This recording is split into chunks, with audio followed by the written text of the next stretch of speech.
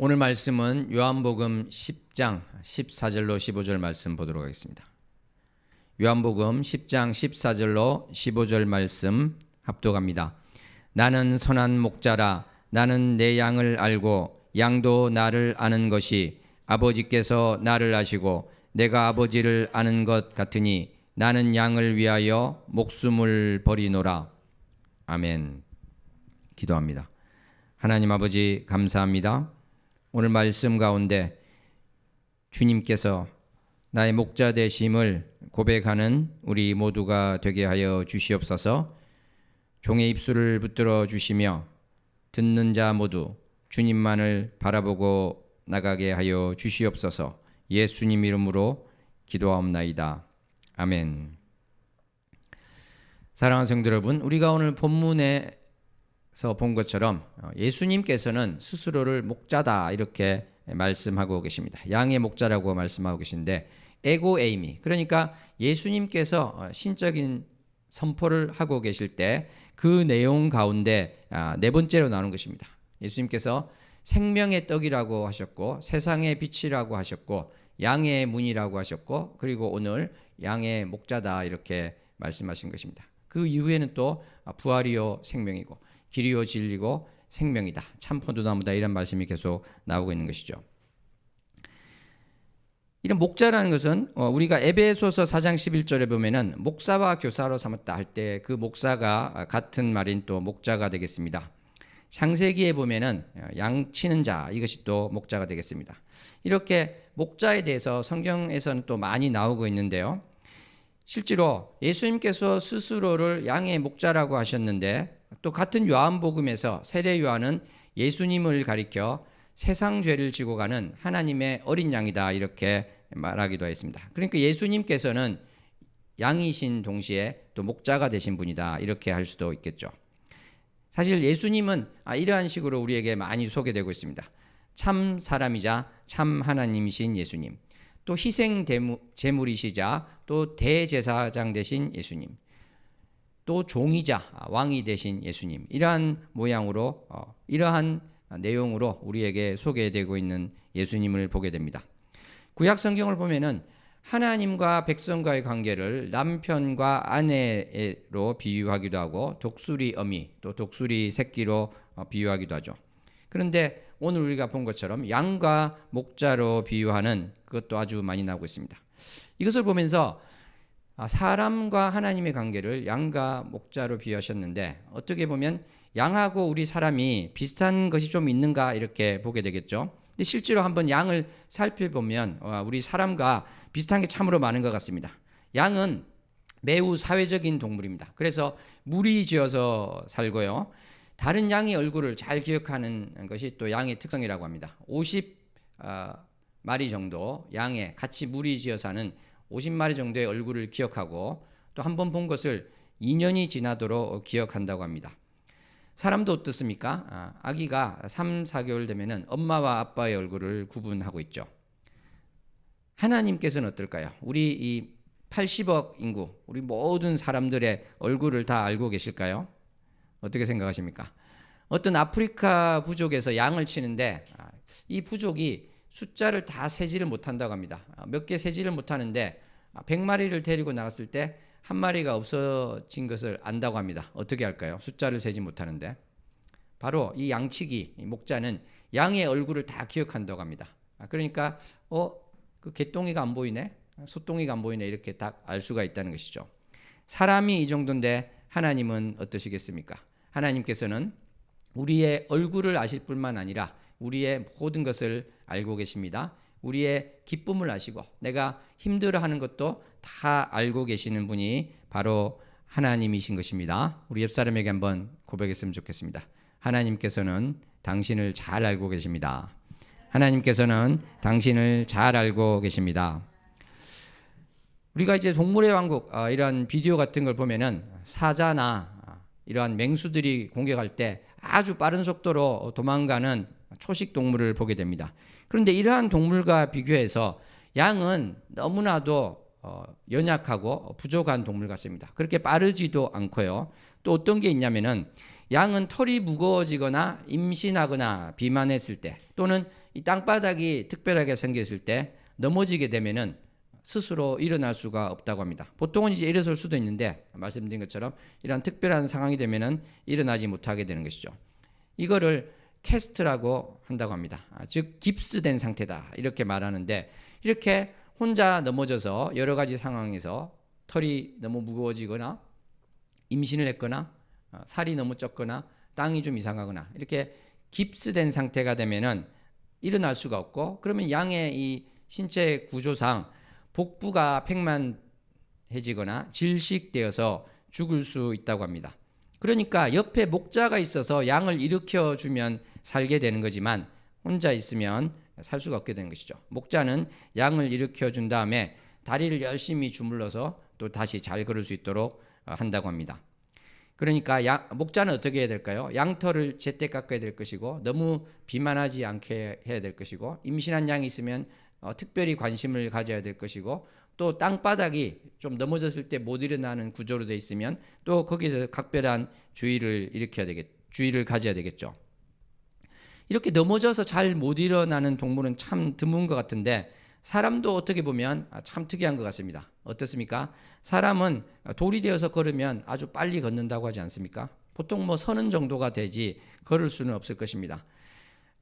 인간이 오래 사는 그 평균 수명을 고려한다고 하더라도 사람처럼 이렇게 부모님 없이 스스로 뭔가를 하지 못하는 동물은 거의 없다고 할 수 있습니다. 그런데 어찌 보면은 이것이 하나님께서 우리에게 알려주신 한 가지 힌트인지도 모르겠습니다. 부모님 없이는 스스로 앉지도 못하고 스스로 걷지도 못하는 존재, 부모님이 없으면 바로 죽을 수밖에 없는 그러한 존재, 부모님에게 절대적으로 의존할 수밖에 없는 존재, 바로 우리 사람이 그러한 것 같습니다. 넘어진 양이 일어나지 못할 때 그 양에게 목자가 없으면 죽은 목숨인 것처럼, 사람에게도 우리 주님이라는 목자가 없으면 사실상 죽은 목숨이 되는 것입니다. 우리는 인생사 가운데 숱하게 어려운 일을 겪게 됩니다. 넘어지게 되고 고통 가운데 한숨 짓기도 하고 눈물을 흘리기도 합니다. 우리는 그 과정을 통과하면서 스스로 일어났다 이렇게 생각할 때가 많습니다. 하지만 사실은 목자가 양을 일으켜 주었듯이 하나님께서 넘어져서 울고 있는 나를 일으켜 주신 줄로 믿습니다. 목자가 양을 일으켜서 다리를 주물러서 잘 갈 수 있도록 한 것처럼 나를 다시 일으킨 주님께서 나를 토닥여 주시고 새 힘을 주셔서 걷게 해 주신 줄로 믿습니다. 아멘. 주님께서 당신을 다시 걷게 하십니다. 고백합시다. 주님께서 당신을 다시 걷게 하십니다. 여러분, 양을 생각하면은 어떤 그림이 떠오릅니까? 바짝 말라 있는 그림인가요? 아니죠. 양털이 아주 그냥 복실복실 있는 그러한 이미지가 떠오르실 것입니다. 이렇게 양은 털이 많고 또 깎으면 그 양모가 아주 요긴하게 쓰이고 있죠. 그런데 양의 입장에서 털이 너무 많으면 아주 골칫거리가 된다고 합니다. 체온이 잘 빠져나가지 못해서요, 열 스트레스를 받기도 하고 열사병이 생기기도 하고, 털이 많다 보니까 거기에 어떤 지저분한 것이 묻게 되면은 박테리아, 곰팡이 이런 감염의 위험이 증가된다고 합니다. 또 아까 말씀드린 것처럼 양털이 또 습기를 많이 머금게 되면은 무거워져 가지고요, 거동이 불편해지고 넘어지면 일어나지 못하게 되는 그러한 일도 있는 것이죠. 그래서 목자는 반드시 양털을 깎는 사람에게 데려가든지 자기가 하든지 해서 양털을 제때 깎아 주어야 되고, 그래서 창세기 38장 12절 보면은 양털 깎는 자라는 이런 표현이 나면서 양털 깎는 자가 있었구나, 그 옛날에도 이것을 우리가 알 수 있습니다. 이렇게 우리가 보기에는 아주 이쁘기도 하고 쓸모도 많고 팔면 돈도 되는 값 나가는 것일 수도 있는 그러한 양털이 사실은 양에게는 치명상을 입힐 수도 있는 것이죠. 사랑하는 성도 여러분, 내가 아주 좋아하는 것이 있고요, 내가 탐닉하고 싶고 더 많이 모으고 싶은 것인데 그것이 잘 안 될 때가 있습니까? 그런데 사실은 그것이 내가 좋아하는 것이고 나에게 좋은 것 같지만 좋지 않아서 그럴 수도 있습니다. 마치 과도한 양털이 양의 목숨을 위협할 수도 있듯이 나에게 너무나 좋아 보이고 다른 사람에게도 좋아 보이지만 하나님 보시기에 그렇지 않을 수 있습니다. 그래서 양털을 제거하듯이 하나님께서 그것을 나에게서 치워주셨을 수도 있다는 것이죠.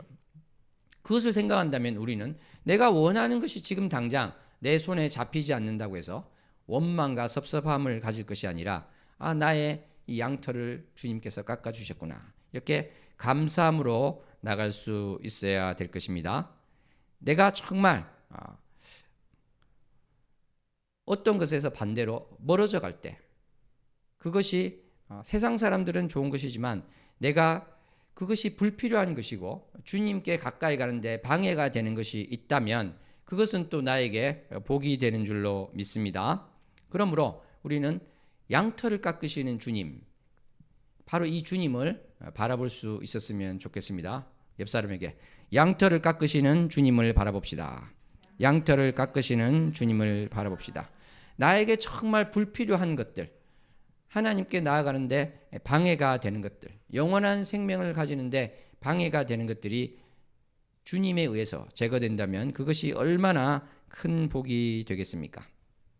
사랑하는 성도 여러분, 들소떼라든지요, 다른 어떤 짐승들은 그 우두머리가 인도해서 먹을 것이 있는 곳, 또 물이 있는 곳으로 이끄는 경우가 많습니다. 그런데 가축화된 양은 그런 식으로 하지 못하고 오직 목자가 인도해야지만 새로운 먹을 곳이 있는 곳, 또 새로운 쉴만한 물이 있는 곳으로 갈 수가 있는 것입니다. 그래서 시편 23편 2절에 어떻게 되어 있습니까? 바로 목자 대신 주님께서, 또 그 목자가 자기가 양으로 비유해서 그렇지 않습니까? 내가 나를 푸른 풀밭에 누이시고 내가 쉴만한 물가로 갈 수 있도록 인도하신다, 이렇게 고백을 하고 있는 것입니다. 그래서 이 목자는 바로 양을 푸른 풀밭, 먹을 곳이 있는 곳, 또 쉴 수 있는 곳, 그리고 물가, 물을 마실 수 있는 것, 또 평안하게 쉴 수 있는 것, 이것으로 인도를 하고 있다는 것입니다. 그러니까 양의 눈에 볼 때는요, 이것이 정말 먹을 것이 있고 이것이 많은 물을 먹을 곳이 있다, 이렇게 되지만 그 풀밭이 사실은 맹수가 출현하는 위험 지역일 수 있습니다. 양이 생각할 때는 쉴만한 물가라고 판단되지만 사실은 몸 전체가 빠져버리는 늪지대와 같은 위험한 지역일 수도 있는 것입니다. 그래서 내가 바라고 원하는 곳에 다다르지 못할 때, 그것이 나의 것이 되지 못할 때 하나님을 우리가 원망할 수 있겠습니다마는 사실은 그것이 나에게 좋지 못해서 하나님께서 가까이 가지 못하고 그것이 나에게 오는 것을 허락지 않으셨다, 이것을 우리는 기억했으면 좋겠습니다. 양의 입장에서는요, 겉으로 볼 때는 아주 위험해 보이고 침침해 보일 수도 있는 곳이 있는데 그곳이 사실은 물이 많이 모이고 그늘도 있어서 쉬기 좋은 곳일 수도 있습니다. 양이 목자가 인도하는 것을 아무런 의심 없이 따라갔을 때 진정으로 쉴 수 있듯이, 내가 보기에 이것은 정말 힘든 것 같다고 생각될지라도 주님께서 나를 인도하신다면 그곳이 바로 내가 진정으로 안식을 누릴 수 있는 곳이구나, 주님을 신뢰하면서 우리는 기쁜 마음으로 나갈 수 있을 것입니다. 이해되지 않아도 주님이 인도하시는 곳으로 나아갑시다. 고백합니다. 이해되지 않아도 주님이 인도하시는 곳으로 나아갑시다. 왜냐하면 그것이 사실은 정말로 그 곳 자체가 좋은 곳일 수가 있기 때문에 그렇습니다. 그런데 한편 주님께서는 그곳 자체가 좋지 않은데 그것을 또 통과시키실 때가 있습니다. 시편 23편 4절에도 사망의 음침한 골짜기로 다닌다는 이러한 비유를 하였는데, 이것은 어떤 경우가 될까요? 양의 입장에서 보면은 지금 물이 없습니다. 먹을 것이 없습니다. 그런데 저쪽으로 가면은 푸른 풀밭이 있고요, 아주 깨끗한 물이 있습니다. 그런데 그곳으로 가기 위해서는 사망의 음침한 골짜기를 통과해서 가야 되는 것입니다. 왜냐하면은 길이 거기밖에 없는 것이에요. 그 자체가 좋아서가 아니라 거기는 가는 여정에 있고 통과해야만 하는 길이라는 것이죠. 그랬을 때 그 길은 내가 좋지 않다고 해서 가지 않을 수 없는 길이 아니고 그곳을 가야지만 푸른 풀밭이 있고 쉴만한 물가가 있기 때문에 저곳은 내가 반드시 지나가야 되는 것이구나, 이렇게 생각을 해야 되는 것입니다.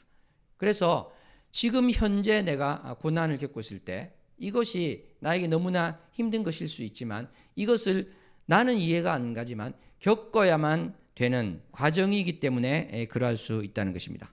그래서 사도행전 14장 22절에 보면은 이런 말씀이 나오고 있습니다. 하나님 나라에 들어가려면 많은 환난을 겪어야 할 것이라, 이러한 말씀이 있습니다. 사랑하는 성도 여러분, 하나님 나라에 가기 위해서 많은 환난을 겪어야 하는 것, 이것이 어떻게 보면 우리에게 통로일 수 있습니다. 이것이 좁은 길일 수 있습니다. 그런데 그것 자체가 좋지 않다고 해서 우리가 다른 길로 돌아가려고 할 때는 우리에게는 사실은 너무나도 안타까운 일밖에 없다고 할 수 있겠습니다. 왜냐하면 생명으로 인도하는 길이 바로 거기밖에 없기 때문에 그런 것입니다. 양이 목자를 믿지 않고 사망의 음침한 골짜기, 저 후미진 곳으로 가지 않고 내가 원하는 곳으로 가겠다, 이렇게 막 갔다가는 사실은 물도 없을 것이고요, 먹을 것도 없게 될 것입니다. 양은 많이 먹으면 10리터 이상 하루에 먹게 되는데 물이 없으면 양이 살 수 있을까요? 생명을 부지하지 못하게 되는 것입니다. 그것은 바로 목자를 믿지 않아서 그런 것이죠. 마찬가지로 우리가 목자 대신 주님의 인도하심을 거부하게 될 때 나는 영원한 생명으로 가는 길에 문제가 생긴다, 이것을 반드시 기억해야 될 줄로 믿습니다. 이것을 우리가 머리로는 알고 있지만 사실은 잘 안 되는 경우가 많습니다. 우리 인생 가운데 어려움과 고난이 닥치면 우리는 불평부터 하곤 합니다. 마치 출애굽한 이스라엘 백성들이 광야에서 그랬던 것처럼 말입니다.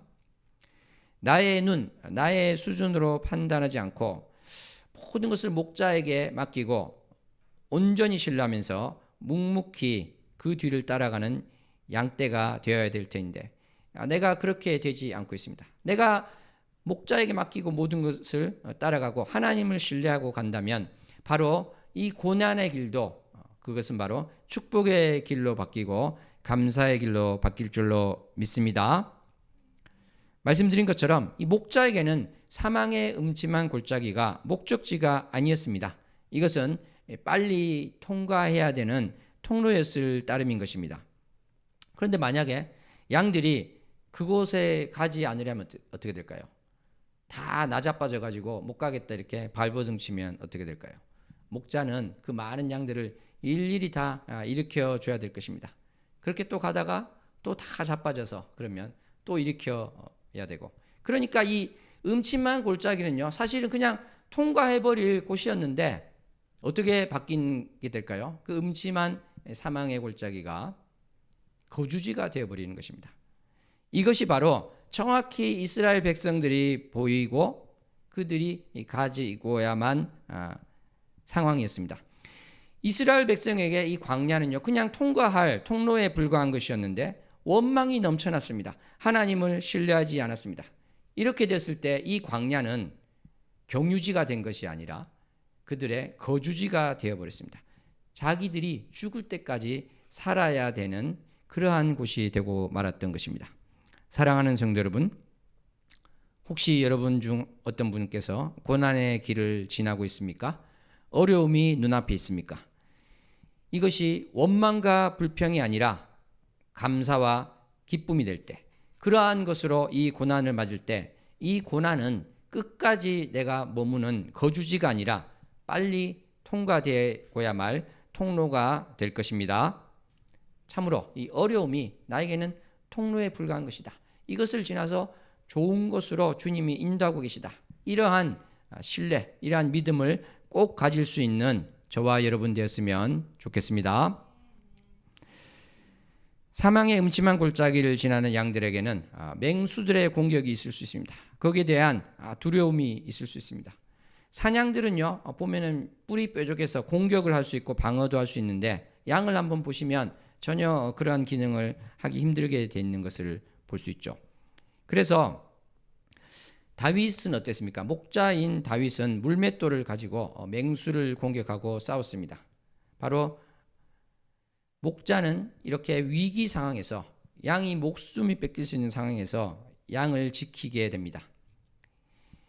목자는 지팡이와 막대기를 가지고 다니는데 이것은 바로 양을 공격하는 맹수에게서 방어하고 또 맹수를 공격하기 위한 것입니다.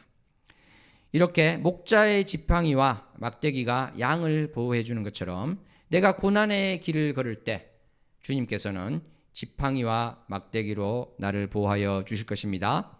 사탄의 유혹이 있을 때 주님께서는 나를 보호하여 주실 것입니다.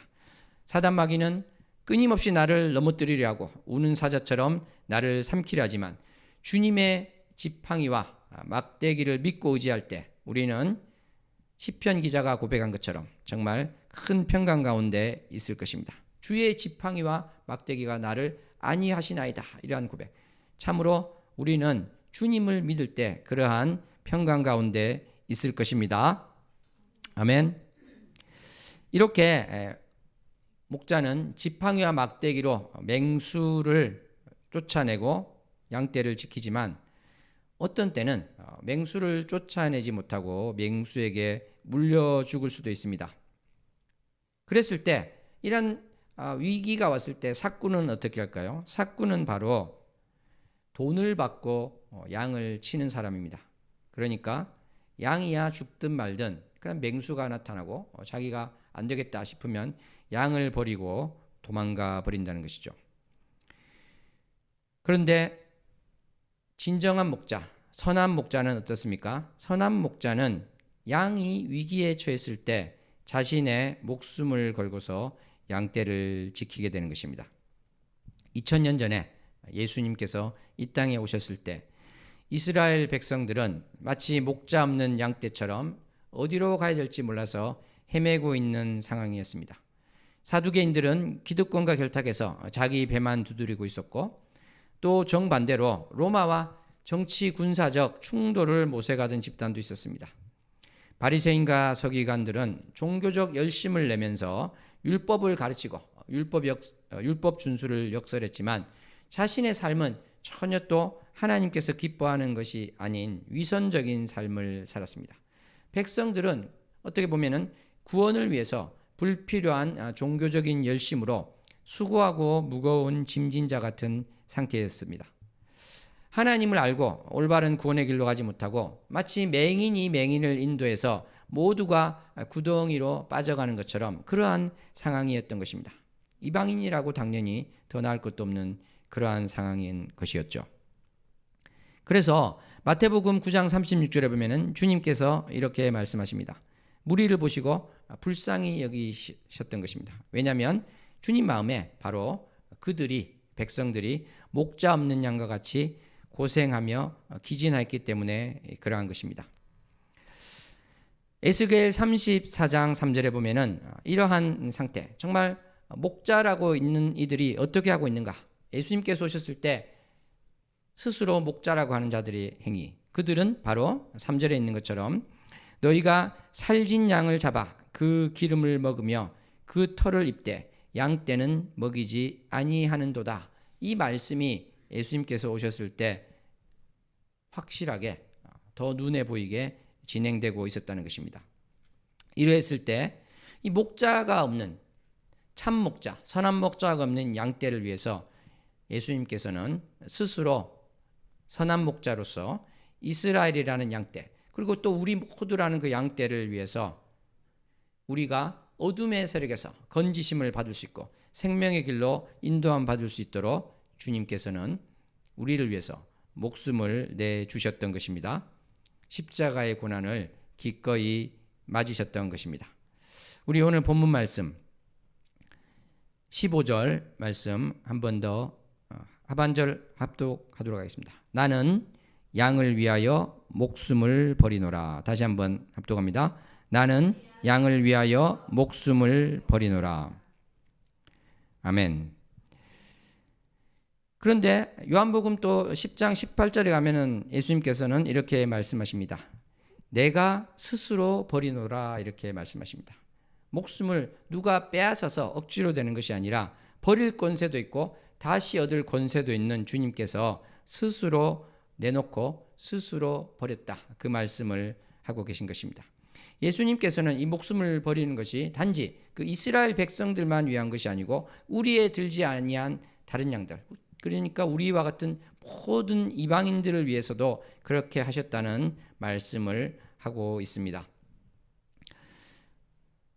사랑하는 성도 여러분, 예수님께서 이렇게 양떼를 위해서 목숨을 버리기까지 사랑하신 이 부분에 대해서는 이사야 40장 11절에도 이미 예언이 되어 있습니다.